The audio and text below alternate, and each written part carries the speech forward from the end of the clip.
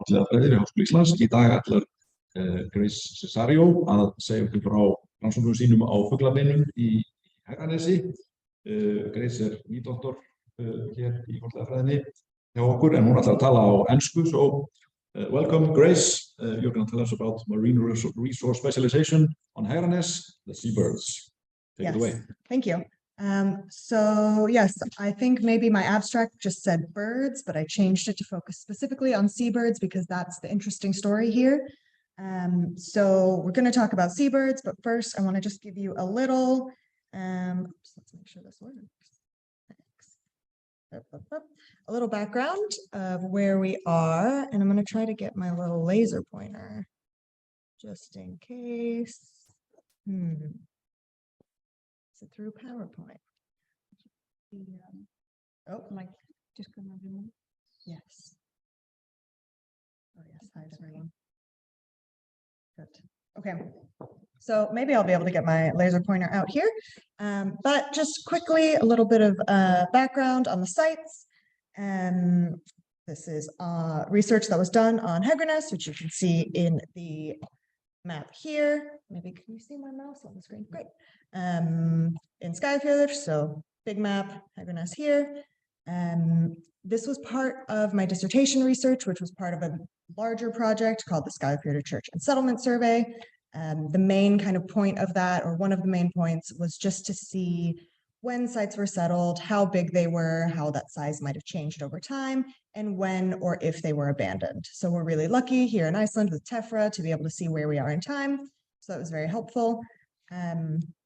But for this talk, I'm going to sort of build on my dissertation research, which was 4 sites that you can see here in the red squares, and 1 extra site. So 3 of these were, 3 of these were settled really, really early, some of the earliest in our settlement sequence, right about 877-ish, somewhere around there. And then they were also abandoned very early, so abandoned by 1104. And we have that really nice white 1104 tephra layer, and nothing cultural is above that. We also have 2 sites that are currently occupied. So they were settled pretty early, but not quite as early as the sites circled in yellow, and then not abandoned. So still active, still being farmed today. So 1 here, which was part of my dissertation research, Vatskot, and 1 up here that doesn't have a label, but this is Utanverðines. So you'll see it on some of the graphs that are coming up, but I just didn't have a label on the map. So these sites were a little bit different from the rest. They had a lot of wild resources, and these were mostly fish in the cod family, so gadded fish, but then a lot of birds, and specifically seabirds, and even more specifically, alcids or svartfugl. So we'll talk about those. Next, did I say everything I wanted to say? Yes, so you can see also here in this little graph that there's the sites in Cesario and the sites elsewhere. So these come from Mývatnsveit and from Eyjafjörður mostly. And this is sort of the wild animal resources to the domestic animal resources. And there's many, many more wild resources in Cesario. So this is not really what you would expect of kind of a typical farm or a typical domestic site. You're expecting to see more sheep and cows and these kinds of things. This tends to be what people focus on, but that's not the case at these sites. So I thought that was very interesting. And these were the ones that made up my dissertation. But the birds are, I think, a better story than the fish. The fish story is old news. We've heard it before. It's the same thing that you would expect from other sites with a lot of fish, but the birds are something no one's really talked about much before. So we're going to do that now. Just a little bit of background on these birds, just in case you're not super familiar, although I think many of us are. There were mostly these alcids, like I said, mostly puffin and guillemot. And these guys are really only available at a certain time of year. So they migrate here and they're nesting, and you're really only getting them late spring, early summer, maybe a little bit later, but there's a very constrained time period that you can see these birds and that you can find, find them and hunt them. So it varies which products, I guess you could call them, that people take. So are they taking adult birds? Are they hunting the juveniles? Are they taking eggs? Some combination of these. It's kind of rare to take everything. So to hunt both adults and juveniles and to collect eggs, but it could be done. But generally you're doing one or two of these, and it varies based on the species. They're nesting in these kind of sea cliffs most of the time. So you can see here a picture of tronque, which is basically straight vertical sides. It's really nice today. You can take a boat and there's a dock and there's little ropes and ladders and handles and things. It's very safe. Not so in the past. So saying it's very dangerous. Not that the birds themselves are dangerous. I don't think anyone has ever felt threatened by a puffin, but the act of collecting these birds is really dangerous, and you can't just do it by yourself. Especially if you're collecting eggs, you need to have some safety gear or something. You're hanging off the side of a cliff like this and collecting eggs. So you need at least one other person, but usually it's more than that. So it takes labor from probably multiple farms, multiple households, which means it's diverting the labor from the actual farm activities. So think about the time these birds are available. This is sort of the late spring, early summer, when you're getting hay growing and you need to cut it, to dry it, and you need to do all of these things so you can survive through the winter. And that takes a lot of labor, but they're sending people out to collect these birds. So they're clearly a pretty important resource, only available, again, certain time of year, and dangerous to collect. But people are still doing this, and they're doing this on a really large scale. So what did we find in the archaeology? Again, mostly puffin and guillemot. These are the two most common birds that we're finding. And I would say about 20% of the assemblages on average of these 5 sites were bird, these birds specifically, and it kind of changes which one's most common based on which site you look at. So for example, Hegranes has more guillemot and Quoted has more puffins, but they both have a lot of birds. I think Quoted was almost 700 and Hegranes almost 900. What parts of the birds are we finding? It's too many wings. This is the part that's really interesting to me, and the part that made me think, like, we need to talk about this more. People need to look into this more. Because we're looking at mostly wing bones, where's the rest of the body? And is this a real pattern? I was doing the analysis and trying to identify all the bones and saying, like, there's a lot of wing bones. Am I just seeing a lot, or are there actually a lot? Turns out there are. And it turns out it's a statistically significant difference. I didn't put the p-values or anything on here because I don't want to make anyone go too crazy with numbers, but trust me, and you can read, we have a paper out about this as well. But this graph, I think, shows it really well, that if you see this red line here, we used a measure called the wing to leg index, basically using wing bones here in the red and leg bones here in blue as a proxy for the whole body. So if a whole bird is deposited into the midden, you're going to get relatively equal numbers of wing bones to leg bones. That would mean that all of the data points should fall on this red line or really, really close to it. You can see that that's not the case. So none of the data points fall below the line, which means that there's not more legs in any case. And they're all above the line except for a few down here that are either right on the line, really small sample size, or very close to it. But most of them are quite far from the line. You can see Hegranes up here is a huge outlier. So this means that there are more wings than you would expect if whole birds were being thrown into the middens. So they are not being deposited into the middens whole. And even more than that, there's too many proximal wings. So if I divide the wing into 2 parts, proximal being closest to the body, this part here in red, and distal being furthest in, I guess this is green, there's too many of these bones here in red. So again, this graph is really similar to the one before. If the wings were being deposited whole into the middens, you would see all the data points falling on this red line, but they're not. There's too many proximal wings. So the whole wings are not being deposited into the middens. So it's not whole birds and it's not whole wings. I just want to put this out there before I get to the next part, that this is the earliest evidence that we have of specialized seabird hunting and butchery or some kind of deposition strategy in Iceland. So this is Viking Age material, and this is at domestic sites. So this isn't any other kind of special site. I'll talk about one special site a little bit later, but this is the first evidence we have of this in the Viking Age in Iceland, but not in the North Atlantic. So that's a little spoiler for what's to come. So what could cause this pattern? And remember, the pattern is too many proximal wings and whole bodies are not represented. Is this just preservation? Is this some kind of taphonomic issue?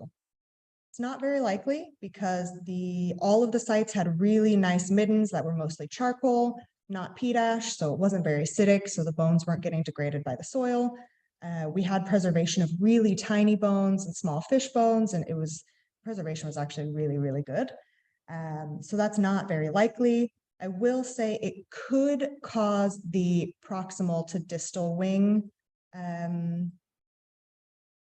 disparity, I guess. So these tiny bones here are the ones right at the ends of the wing, and it's possible that preservation might have affected these guys the most because they are the smallest, and the more they get kind of degraded in the soil, the less likely they are to be identified.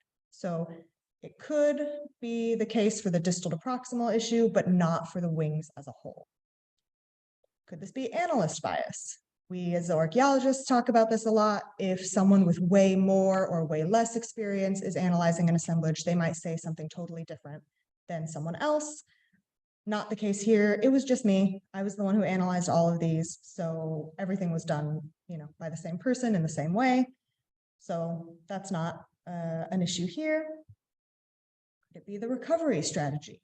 Again, no, all the sites were excavated the same way, the way we usually do excavations here in Iceland, single context. Everything was sieved 100%. And again, I actually excavated all of these sites. So I saw everything that was coming out of the ground and, made sure that we were kind of capturing everything that we could. So if it's not taphonomy, and it's not my fault, the only other option that I can see is that it was something that humans in the past did. So something about the way that they were butchering the birds, or the way that the bodies were preserved, or something like that. It has to be caused by past humans and not just a factor of some bones were lost after they were thrown away. This still brings up the question, though, why is it just the wings? Where is the rest of the body? I don't know the answer to that because I don't have the rest of the body, but I do have some thoughts, and I'll talk about those towards the end. But first, we have so many wings. Why? What are people using wings for, or what could they use wings for? So we've got a picture here of a guy in the Faroes who is butchering a bunch of puffins, and you can see, hopefully, around here, if you can see my mouse, that you've got the bodies, and he's pulling off the wings and just kind of tossing them. So those aren't being saved. So some of the potential uses for wings that other people have talked about and that I've read about sort of ethnographically, historically, could be for feather collection. They're not the greatest feathers, but you could use them. I put these two together, lundaspilur or vangetorf, which are both used for fire starter. So basically, lundaspilur, you have the puffin wings, you dry them, and you can use them for fuel.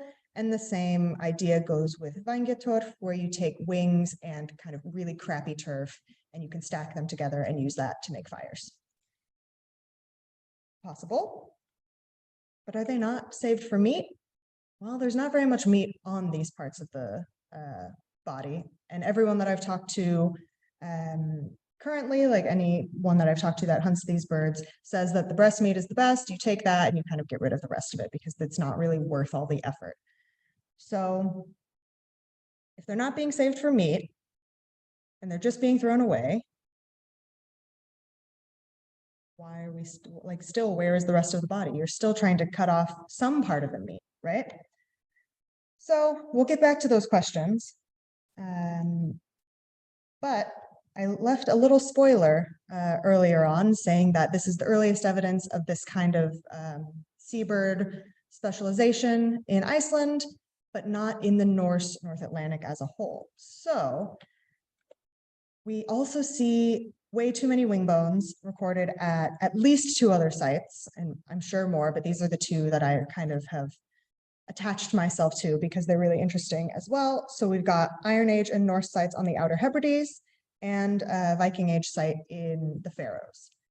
So these studies kind of talk about this strategy as just being for primary carcass processing. Okay, you don't need them, pull them off and do something else with the rest of the body, and feather collection, as I just mentioned before. And the feather collection study says that there's cut marks on the ends of some of the bones, and that's why they think it's feather collection. We don't have any cut marks on our bones from Hegranes, so maybe not, but you also don't need to cut things off to get feathers. You can kind of just pull them off, right? So could be feather collection. Primary carcass processing makes sense. Again, getting rid of things that aren't really useful to you and throwing them away, but you would still expect to see the rest of the body somewhere. We also see this here in Iceland, again, in the 18th century at another site in Skagafjörður called Hornbrekka.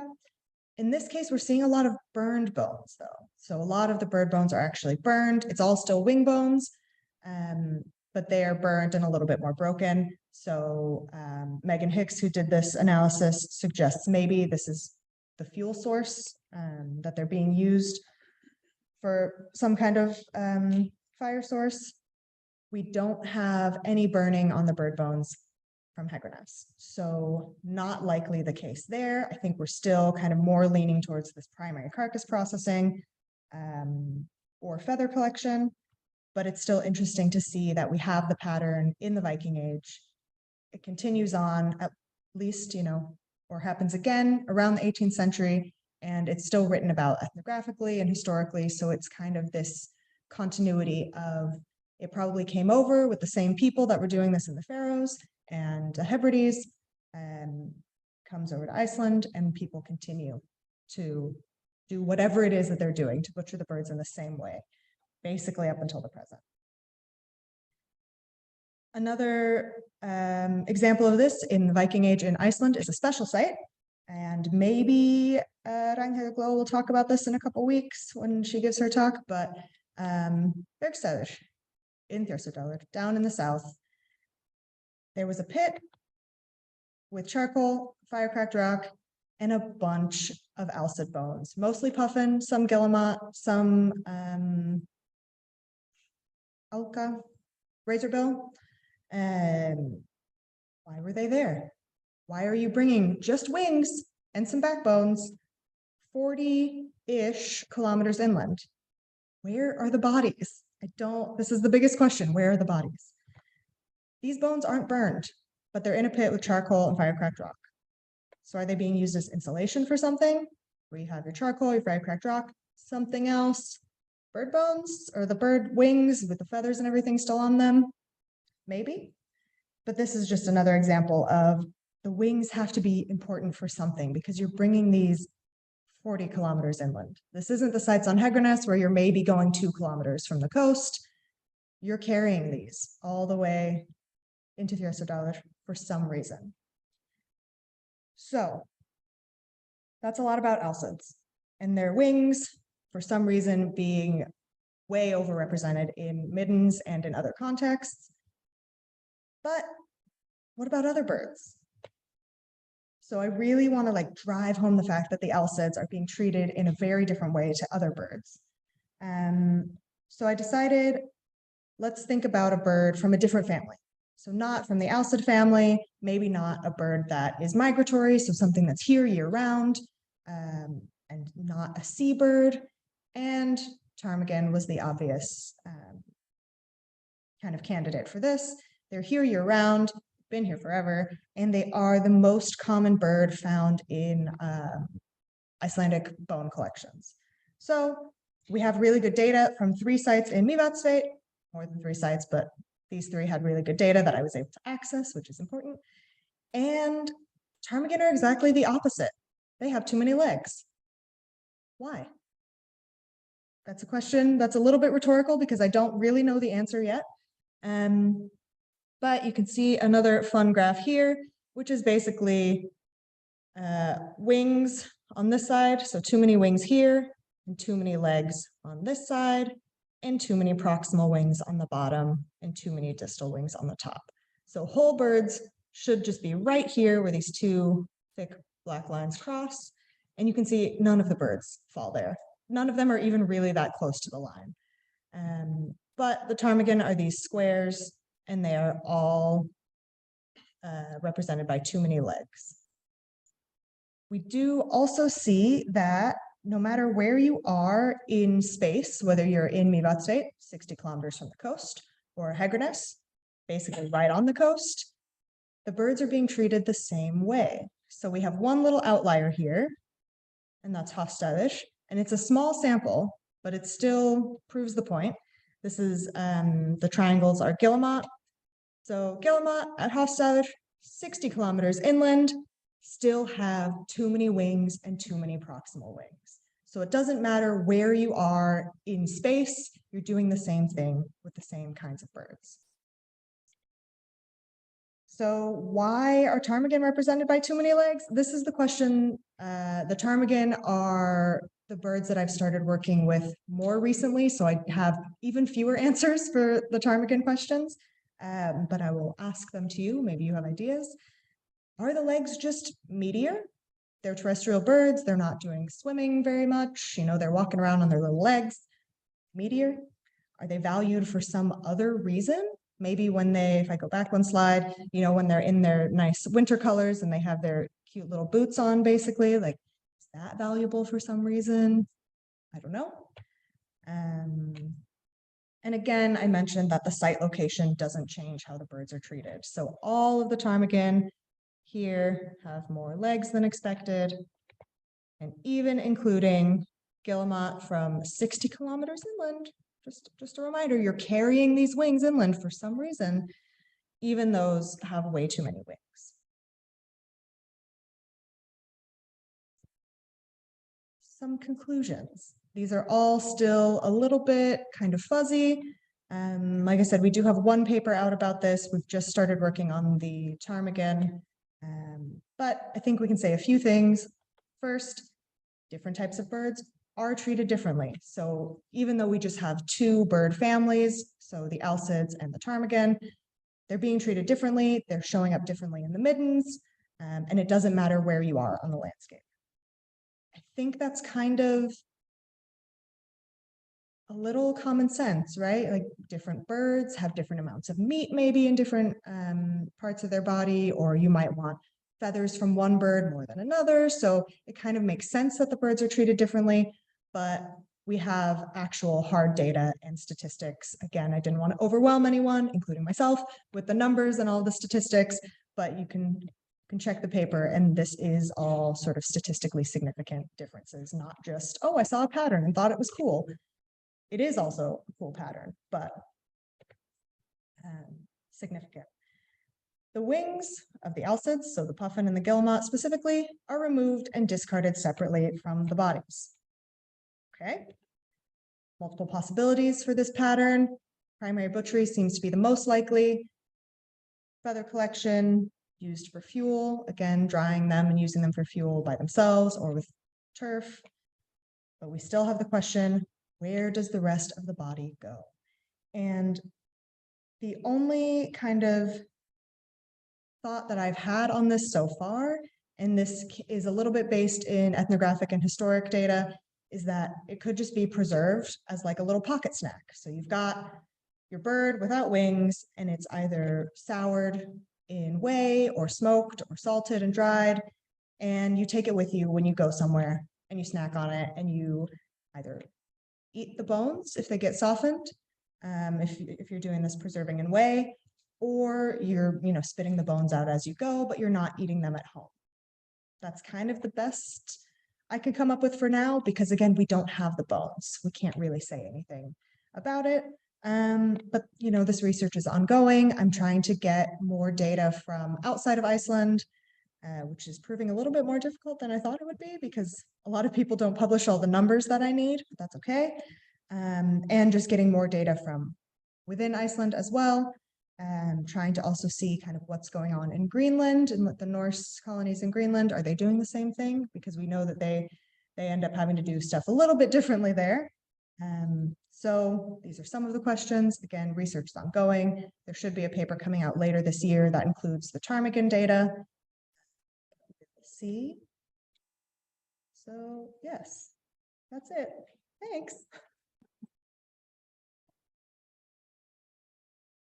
Thank you. We have plenty of time for questions.